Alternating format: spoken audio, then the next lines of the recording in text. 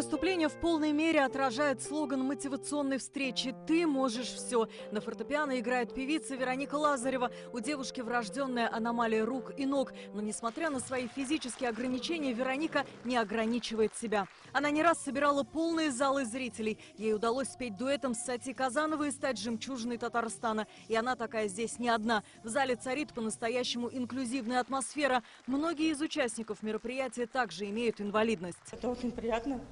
Приятно видеть тех людей, из другого города, и что они делают. Приятно очень.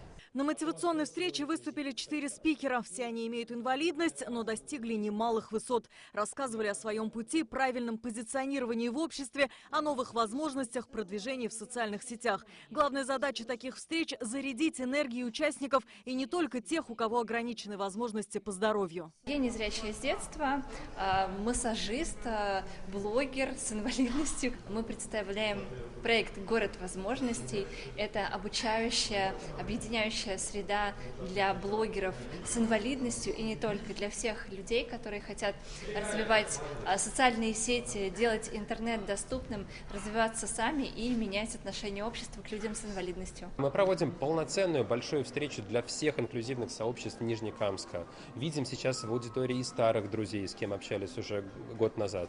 Очень радуют новые лица. И, конечно, то, что за год количество материалов, которые выпускают ребята с инвалидностью в Нижнекамске, очень сильно выросло. «Ты можешь все» – это межрегиональный проект программы социальных инвестиций Сибура «Формула хороших дел». Подобные встречи проходят во всех городах присутствия компании. В Нижнекамске проект реализовали второй раз. Мы хотим все вместе создать Нижнекамск город равных возможностей для всех.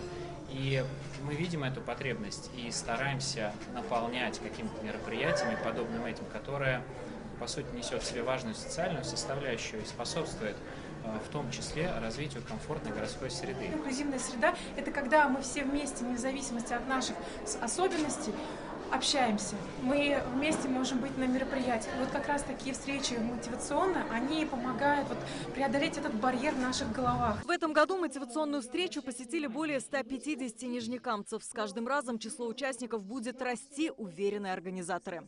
Алия Хайрудинова, Алена Струминская, Рамзиль Гарипов, ТНВ, Нижнекамск.